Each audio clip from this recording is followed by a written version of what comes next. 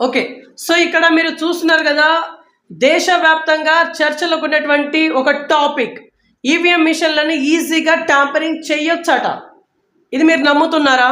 So, ఇది అన్ని ప్రధాన పత్రికల్లో వచ్చాయండి. సో, చూడొచ్చు మీరు ఇది 'సాక్షి' కావచ్చు, తర్వాత 'ఆంధ్రజ్యోతి' కావచ్చు, 'నమస్తే తెలంగాణ' కావచ్చు అండ్ 'ఈనాడు' కావచ్చు. సో, ఇవి కాకుండా ఇంగ్లీష్ పేపర్లలో కూడా ఈవీఎం మిషన్లను ట్యాంపరింగ్ చేయొచ్చు అని చెప్పేసి చెప్పిందెవరో కాదు. ఎలక్ట్రానిక్ దిగ్గజం టెస్లా కార్స్ ఓనర్, మనం రోజు చూస్తామే ట్విట్టర్ ఏదైతే ఉందో ఆ ట్విట్టర్ యొక్క వ్యవస్థాపకులు, స్పేస్ ఎక్స్ దిగ్గజ పరులు ఎలాన్ మస్క్ గారు ఇది వ్యాఖ్యానించారు.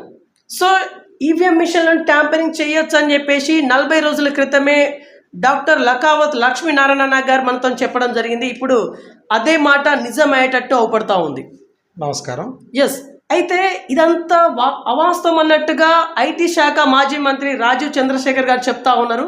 సో, ఇట్లాంటి లేటెస్ట్ ఇన్ఫర్మేషన్ తెలుసుకుందాం. వాస్తవానికి ఇక్కడ బ్యాలెట్ పేపర్ను యూజ్ చేయడం వల్ల కలిగే ప్రయోజనాలు ఏంటిది, నష్టం ఏంటిది, ఈ ఈవీఎం మిషన్లను యూజ్ చేయడం వల్ల నష్టం ఏంటిది, లాభం ఏంటిది, ఇప్పుడు ఇట్లాంటి ఇన్ఫర్మేషన్ తెలుసుకుందాం. నమస్తే సార్. నమస్కారం. సార్, నేను స్ట్రేట్గా అడుగుతున్నాను. 40 రోజుల క్రితమే మీరు ఒక స్టేట్మెంట్ ఇచ్చిళ్ళు, ఖచ్చితంగా ఈవీఎం మిషన్లను ట్యాంపరింగ్ చెయ్యొచ్చు, అవుతుంది అని చెప్పేసి. సార్, ఎలా చెప్పగలిగిళ్ళు? ఎందుకంటే ఇప్పుడు మీరు చెప్పినటువంటి మాటలే ఇప్పుడు నిజమయ్యేలా ఉంది. ఏం చెప్తారు? వెంకట్ గారు, మనకు మే 13 నాడు తెలంగాణలో పార్లమెంట్ ఎన్నికలు జరిగినాయి.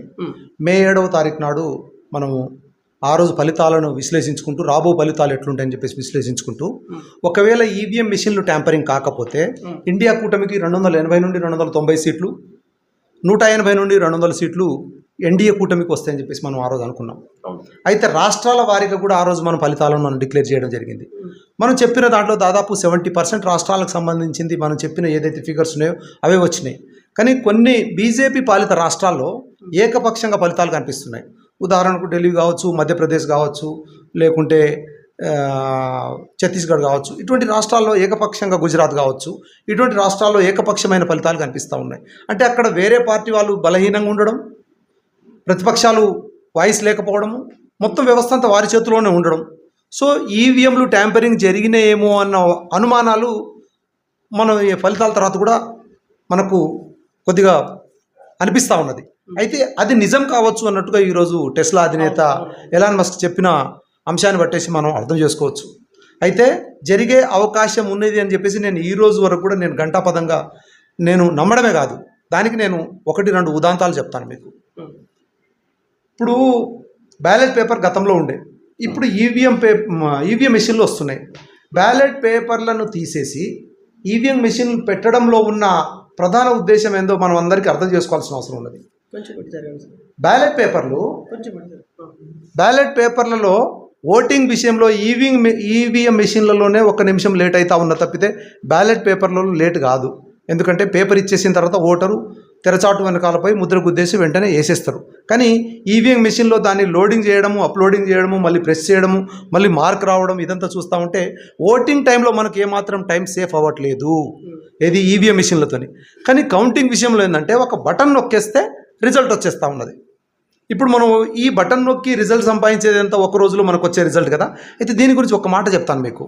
5 సంవత్సరాల పరిపాలన ఉంటుంది. ఒకసారి ఎంపీ గారు ఎన్నిక అయిపోయిన తర్వాత, ఎమ్మెల్యే గారు ఎన్నిక అయిపోయిన తర్వాత, అంటే 5 సంవత్సరాలు ఇంటూ 365 డేస్ అంటే ఇది 1825 రోజులు. అంటే 1825 రోజులు పాలన చేసే క్రమంలో ఒక 2 రోజులు కౌంట్ చేస్తే తప్పేమున్నది? 1823 రోజులు అయితే పాలన చేయొచ్చు కదా.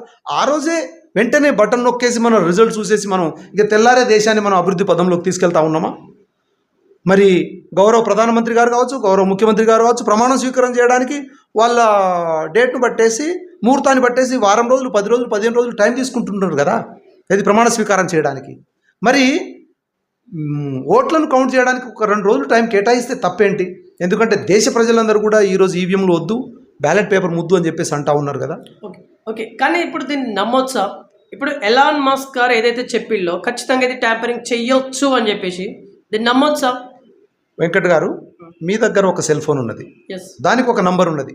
ప్రపంచంలో మళ్ళీ ఎవరి దగ్గర ఆ నంబర్ లేదు. నా దగ్గర ఒక సెల్ ఫోన్ నంబర్ ఉన్నది. దానికి ఈ ఐఎంఐ అని చెప్పేసి ఒక నంబర్ ఉంటుంది, ఫోన్ది కూడా ఒక నంబర్ ఉంటుంది. అది కూడా ప్రపంచం మొత్తంలో ఒకటే నంబర్ అది. అంటే దీని అర్థం ఏంటంటే ఈవీఎం మెషిన్లను కూడా, ఈవీఎం మెషిన్లది కూడా ఒక యూనిక్ నెంబర్ ఉంటుంది. ప్రతి మెషిన్కు ఒక యూనిక్ నెంబర్ ఉంటుంది. ఫర్ ఎగ్జాంపుల్ మన ప్రాంతంలో, మన వరంగల్ జిల్లాలో ఒక చోట ఓటింగ్ జరుగుతుంది అనుకో, దానికి 32, 76, 89, 52 అని ఒక ఒక నంబర్ ఉందనుకో, ఆ మెషిన్కు ఒకటే నెంబర్ ఉంటుంది. అది అంటే ఆ నంబరు వీరి దగ్గర ఉంటుంది. ఎవరు? మన ఎలక్షన్ చీఫ్ ఆఫీసర్ దగ్గర ఉంటుంది. సిఇఓ గారు ఎవరి కంట్రోల్లో ఉంటున్నారు అంటే ప్రధానమంత్రి కంట్రోల్లో ఉంటున్నారు. అంటే ఆ నంబర్ ఎవరికన్నా, ఆ ఫలానా నంబర్ ఉన్న ఈవీఎం బాక్సు ఎక్కడ ఉన్నది? వరంగల్లో ఉన్నది. మరి దీనికే వరంగల్ రిజల్ట్స్ మనకు తేడాగా వచ్చే అవకాశాలు ఉన్నాయి. ఆ నంబర్ను 36, 42, 78, 43 అనే ఈవీఎంను నువ్వు ట్యాంపరింగ్ చేయని చెప్పేసి, అంటే ఒకటే ఒక మెషిన్ ట్యాంపరింగ్ చేయొచ్చు. వెంకట్ గారు మీరు అర్థం చేసుకోండి. అంటే జనరల్గా దేశం మొత్తం ట్యాంపరింగ్ అయితే ట్యాంపరింగ్ అయినట్టు, లేకుంటే మామూలుగా కొన్ని ఏరియాలు, ఇప్పుడు ఫర్ ఎగ్జాంపుల్ మన తెలంగాణలో మొన్న ఫలితాలను చూస్తే మన ట్యాంపరింగ్ కాలేదు. ఎందుకంటే ఇక్కడ వ్యవస్థ ప్రతిపక్షాలు కావచ్చు, అధికార పక్షం కావచ్చు, అన్ని పక్షాలు కావచ్చు, చాలా బలంగా ఉన్నాయి, విజిలెన్స్ ఎక్కువ ఉన్నది. వేరే మధ్యప్రదేశ్లో మనం తీసుకున్నాం అనుకో, ఒకటే పార్టీ, కాంగ్రెస్ పార్టీలో ఉన్న 2 ఎంపీలను కూడా బలవంతంగా బీజేపీ పార్టీ తన పార్టీలో కలుపుకున్న పరిస్థితి. అంటే క్వశ్చన్ చేసే నాదుడే లేడు. వాళ్ళు అక్కడ ఆడిందే ఆట, పాడిందే పాట. గుజరాత్లో అంతే, వాళ్ళు ఆడిందే ఆట, పాడిందే పాట. ఢిల్లీ వ్యవస్థ వాళ్ళ చేతిలో ఉన్నది, లెఫ్టినెంట్ గవర్నర్ చేతిలో ఉన్నది, వాళ్ళు అక్కడ ఆడిందే ఆట, పాడిందే పాట. ఖచ్చితంగా మొన్న జరిగిన ఎన్నికల్లో ఎలాన్ మస్క్ గారు చెప్పిన విషయము నిజం కాబోలు. ఆ రోజు 40 రోజుల క్రితమే మనం మాట్లాడుకున్నది నిజం కాబోలు అని చెప్పేసి, ఈరోజు కూడా నాకు కూడా పూర్తి స్థాయి అనుమానాలు ఉన్నాయని చెప్పేసి మీ మీడియా ద్వారా ప్రజలకు తెలియజేస్తా ఉన్నాను. ఓకే, ఇప్పుడు ఇదంతా అవాస్తవం అన్నట్టుగా ఐటీ శాఖ మాజీ మంత్రి వర్యులు రాజీవ్ చంద్రశేఖర్ గారు ఏదైతే చెప్తా ఉన్నారో, మరి దీన్ని ఎట్లా చూడాలి? చంద్రశేఖర్ గారు వారికి ఉన్న అవగాహన మేరకు, వారికి తెలియొచ్చిన అంశాల మేరకు, ఎందుకంటే వారు ఎలాన్ మస్క్ అంత టెక్నాలజీ ఎక్స్పర్ట్ కాదు. ఇక్కడ మస్క్ను మనం ఎట్లా చూడాలంటే, కొన్ని వ్యవస్థలకు ఓనర్ అనేప్పటికీ ఆయన టెక్నాలజీకి దిగ్గజం. మన రాజీవ్ చంద్రశేఖర్ గారు టెక్నాలజీ దిగ్గజం కాదు. వారు ఒక గౌరవప్రదమైన మంత్రి పదవిలో చేశారు. వారు ఒక పార్టీలో ఉన్నప్పుడు దీన్ని ఖండించడం సహజం, ఎవరైనా ఖండిస్తారు. కానీ మనము ఆబ్జెక్టివ్గా ఆలోచించాలి. అంటే ఇక్కడ మనకు రాజీవ్ చంద్రశేఖర్ గారు దూరము, లేకుంటే ఎలాన్ మస్క్ గారు మనకేదో ఉప్పిచ్చేశారు అని చెప్పేసి అట్లని కాకుండా, భారతదేశము అత్యంత పెద్ద ప్రజాస్వామిక దేశం ప్రపంచం మొత్తంలోనే. ప్రజాస్వామ్యం విషయానికి వస్తే మన దేశమే మిగతా దేశాలకు ఆదర్శం. అటువంటి ఆదర్శాన్ని పెట్టి అవసరాల కోసం, అంటే మా పార్టీ అధికారంలోకి రావాలని చెప్పేసి ఏదైనా ఎవరికన్నా కొద్దిగా సంకుచిత బుద్ధి ఉంటే ఆ బుద్ధి కోసం అని చెప్పేసి మనం దేశాన్ని పరువు తీసే కార్యక్రమంలో మనం పోవద్దు. ప్రజలకు, ఎక్కువ మంది ప్రజలకు ఏదైతే ఆమోదయోగ్యమైన ఓటింగ్ పద్ధతి ఉందో, అగ్రరాజ్యమైన అమెరికా బాగా డబ్బులున్న దేశం. సో వాళ్ళు అసలు ఈ ఎలక్ట్రానిక్ వ్యవస్థలనే, ఈ టెక్నాలజీని పుట్టిస్తున్నదే వాళ్ళు. అటువంటి వాళ్ళేమో ఈవీఎంలు వద్దు, బ్యాలెట్ పేపర్ ముద్దని వాళ్ళు అంటున్నారు. మనం 2 రోజులు కౌంట్ చేద్దాము, ఓటింగ్ 2 రోజులు కౌంట్ చేద్దాము. మన ప్రధానమంత్రిని 1825 రోజులు పాలించే నాయకుడిని ఒక 2 రోజులకు ఓటింగ్ కౌంటింగ్ చేస్తే తప్పేమున్నది? మిగతా ఏ విషయంలో కూడా మనకు ఈవీఎంలతో వచ్చిన లాభం ఏమీ లేదు. కేవలం కౌంటింగ్ రోజే తొందరగా రిజల్ట్స్ చూడాలి, సాయంత్రం ఎంజాయ్ చేయాలి, పండగ చేసుకోవాలనే ఉద్దేశంతో మాత్రమే మనం ఈవీఎంలను మనం వాడుతున్నాం అని చెప్పేసి నేను గట్టిగా వాదిస్తున్నాను ఇప్పటికీ. ఓకే సార్, ఇప్పుడు పేపర్ల మాధ్యమాల్లో ఏ నాయకులు ఏ రకాలుగా స్పందించిల్లు ఈవీఎంల పైన ఒకసారి చెప్పండి, చూసుకుంటా. ఇప్పుడు ఈవీఎంల గురించి వాడొద్దు అని చెప్పేసి ఎలాన్ మస్క్ చెప్పారు. దానికి మన రాజీవ్ చంద్రశేఖర్ గారు వారి మాటలు ఖండించారు. కానీ ఈవీఎంలను హ్యాక్ చేశారు అని చెప్పేసి, ఎక్కడ మొబైల్ ఫోన్ ఓటీపీతో అన్లాక్ చేశారు ముంబైలో అని చెప్పేసి ఒక ఎంపీ గారు, ఏది ఏకనాథ్ షిండే వర్గానికి సంబంధించిన శివసేన ఎంపీ గారు కేవలం 48 ఓట్లతోనే వారు గెలిచిరు. అయితే దాంట్లో ఏంటంటే వారి సంబంధించిన వ్యక్తి ఏంటంటే సెల్ ఫోన్తో లోపలికి పోయిర్రు, ఇది కౌంటింగ్ కేంద్రంలోకి.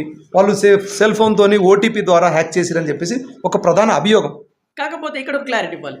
ఇప్పుడు ఈ ఈవీఎంలకు బ్లూటూత్ కానీ వైఫైలు కానీ ఇవి కనెక్ట్ అవ్వవు అని చెప్పేసి ఒక టాక్ ఉంది, మరి ఏం చెప్తారు? ఇప్పుడు టెక్నాలజీకి సంబంధించింది సెల్ ఫోన్లు స్టార్టింగ్లో మనం పుట్టినప్పుడు వెంకట్ గారు ఒక 15-20 సంవత్సరాల క్రితం ఏంటంటే కేవలం మాట్లాడడానికే పనికొచ్చేది. సర్ఫింగ్ స్నేక్ అని చెప్పేసి ఒక చిన్న గేమ్ వచ్చేది. ఈరోజు సెల్ ఫోన్లలో ఎంత ఉందంటే ఒక ప్రపంచం మొత్తం కూడా మన చేతిలో ఉన్నట్లుంది. అంటే ఈవీఎంలను మనం అప్గ్రేడ్ చేసుడో, లేకుంటే మన అవసరాల కోసం మనం మార్చుకొనుడో, మనం వీరి సినిమా మనం చూసినాం, మన రజనీకాంత్ సినిమా, రజనీకాంత్ గారి సినిమా 2.0 సినిమా మంచి రూపం తయారు చేస్తాడు. దాని తర్వాత వాళ్ళ విలన్ ఏం చేస్తాడంటే ఒక రాంగ్ చిప్ను లోపల ఎంటర్ చేస్తాడు. అంటే ఒక మాల్ ఇంట్రెస్టెడ్ కోసం అని చెప్పేసి ఒక మంచి వస్తువును కూడా ఎవరైనా సరే దాన్ని అధికారంలో ఉన్న వ్యక్తి హ్యాక్ చేసే అవకాశం ఉన్నది. అది ఈరోజు బీజేపీ ఉన్నది, రేపు కాంగ్రెస్ ఉంటుంది, లేకుంటే తర్వాత ఇంకోళ్ళు ఉంటారు. ఎవరు అధికారంలో ఉన్నా దాన్ని దుర్వినియోగం చేయొద్దు. ప్రజాస్వామ్యాన్ని బతికించాలంటే ప్రజల యొక్క పూర్తి అభిప్రాయాన్ని స్పష్టంగా ఫలితాల రూపంలో బయటపడాలనేది ఒక డాక్టర్గా, ఒక విశ్లేషకుడిగా, ఒక రాజకీయ అభిమానిగా నేను కోరుకుంటున్నాను. దీనికి దేశం మొత్తం ఆలోచించాలి, ముఖ్యంగా నిపుణులందరూ ఆలోచించాలి. దీని గురించి అందరూ బయట మాట్లాడాల్సిన అవసరం ఉన్నది. ఇది ఎవరికో ఒక వ్యక్తికి వ్యతిరేకం కాదు.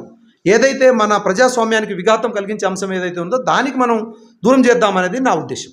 అంటే ఇప్పుడు ఎన్డీఏ కూటమి ఏదైతే అధికారంలోకి వచ్చిందో ఇదంతా ట్యాంపరింగ్ వల్ల వచ్చిందని చెప్పేసి మీరు ఇండైరెక్ట్గా చెప్తా ఉన్నారా?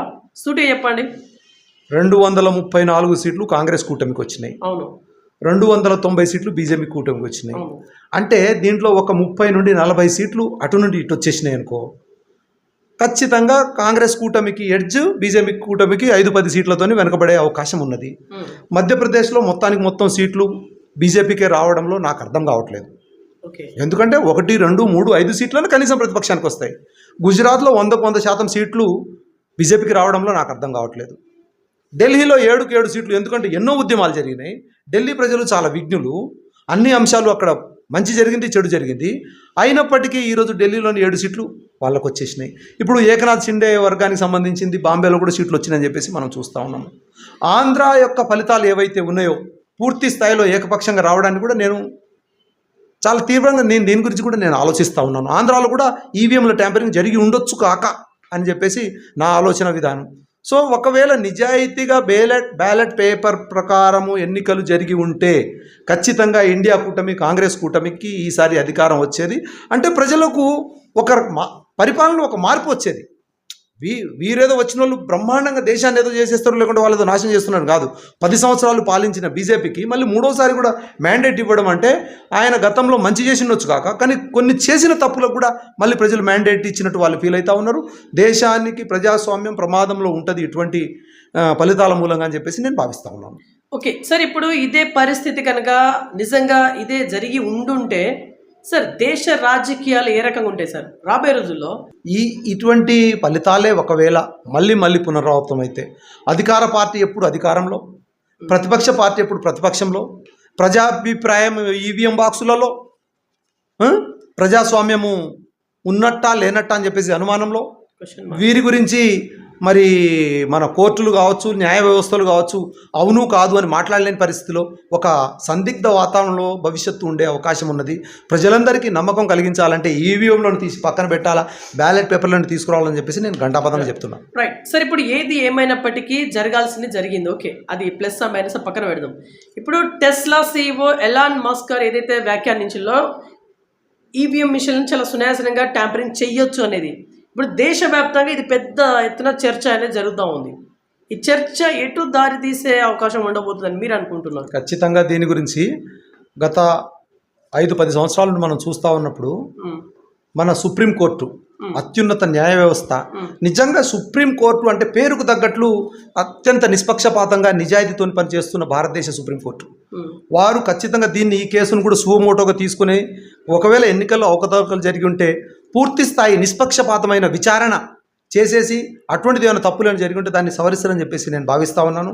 అలాగే ఈసారి ఏదో 400 సీట్లు వస్తాయని చెప్పేసి ఎన్డీఏ కూటమి ఏదైతే అనుకున్నదో అది రాలేదు కాబట్టి వాళ్ళేదో ఇంకా ఏదో దీన్ని సర్టిఫై చేస్తారని చెప్పేసి కూడా నేను భావించట్లేదు. ఏది ఏమైనా సరే ఈ ఎన్నికల్లో ఏమన్నా తప్పులు జరిగి ఉంటే ఖచ్చితంగా అవి సవరించబడాలి. ఇటువంటి తప్పులు మళ్ళీ ముందు రాబో రోజుల్లో జరగొద్దని చెప్పేసి నేను భావిస్తూ ఉన్నాను. ఎందుకంటే దీని గురించి విఘ్నులు మన భారతదేశంలో చాలామంది వాయిస్ ఉన్న పీపుల్ చాలామంది ఉన్నారు కాబట్టి ఖచ్చితంగా మన దేశానికి మంచి జరుగుద్దని చెప్పేసి నేను చాలా ఆశాభావంగా ఉన్నాను నేను. ఓకే సార్, ఇదే ట్యాంపరింగ్ ఇష్యూ పైన రాహుల్ గాంధీ గారి వర్షన్ ఏ రకంగా ఉంది? రాహుల్ గాంధీ గారు ఈ విషయంలో ఇవ్వాలి కాదు, వారు జోడో యాత్ర చేస్తున్నప్పుడు, అంతకుముందు న్యాయయాత్ర చేస్తున్నప్పుడు చాలా సందర్భాల్లో భారతదేశం లాంటి ప్రజాస్వామ్య దేశంలో, పెద్ద దేశంలో ఈవీఎం మెషిన్లను తప్పించాలి, బ్యాలెట్ పేపర్తోనే ఓటింగ్లోకి రావాలని చెప్పేసి చాలా సందర్భాల్లో చెప్పారు. ఇప్పుడు ఎలాన్ మస్క్ గారు చెప్పిన తర్వాత కూడా ఒక మంచి మాట చెప్పారు. ఏరోప్లేన్లో ఒక బ్లాక్ బాక్స్ అనేది ఉంటుంది. బ్లాక్ బాక్స్ అంటే లోపల జరుగుతున్న ప్రతి అంశాన్ని కూడా అది రికార్డ్ చేస్తూ ఉంటుంది. అయితే ఆ బ్లాక్ బాక్స్ను ఎవరు చూస్తారంటే ఆ డీజీసీఐ ఏదైతే ఏవియేషన్ సంబంధించిన అథారిటీ వాళ్ళు మాత్రమే దాన్ని ఓపెన్ చేయగలరు, వేరే వాళ్ళు ఎవరికి యాక్సెస్ ఉండదు బ్లాక్ బాక్స్కు. అంటే అది ఏరోప్లేన్లో ఉన్నప్పుడు కూడా పైలట్ కావచ్చు, లేకుంటే లోపల టెక్నీషియన్ కావచ్చు, ఎవరు కూడా దాంట్లోకి ఎంటర్ కాలేరు. అంటే మన ఈవీఎం మెషిన్లు కూడా ఒక బ్లాక్ బాక్స్ లాగా అయిపోయినాయని చెప్పేసి రాహుల్ గాంధీ గారు చెప్పారు. అంటే ప్రధానమంత్రి ఆదేశించిన వ్యక్తులు మాత్రమే ఈవీఎంల యొక్క పనితీరును సమీక్షించే అవకాశం ఉన్నది, కానీ ఏదైనా ప్రతిపక్ష నాయకుడు కానీ, లేకుంటే కోర్టులు కానీ, లేకుంటే నిపుణులు కానీ ఈ ఈవీఎంలో ఏం జరిగింది అనేది, అది ఈవీఎం పుట్టినప్పటి నుండి ఫలితాలు చూపించేంతవరకు ఏం జరిగింది అనేది చరిత్ర చూపించేది ఇప్పటివరకు లేదు. అదే రాహుల్ గాంధీ గారు చెప్పారు. నేను కూడా దాన్ని పూర్తిగా నమ్ముతున్నాను. ఒకవేళ ప్రజాస్వామ్యంలో ఉంటే ఆ ఈవీఎంల గురించి పూర్తి స్థాయి సమాచారం పబ్లిక్ పెట్టాలి. అది నేను కూడా డిమాండ్ చేస్తున్నాను. రైట్. సో ఇది ఇవాళ చర్చ. చూస్తున్నానండి BVR TV news. Thank you. నమస్కారం.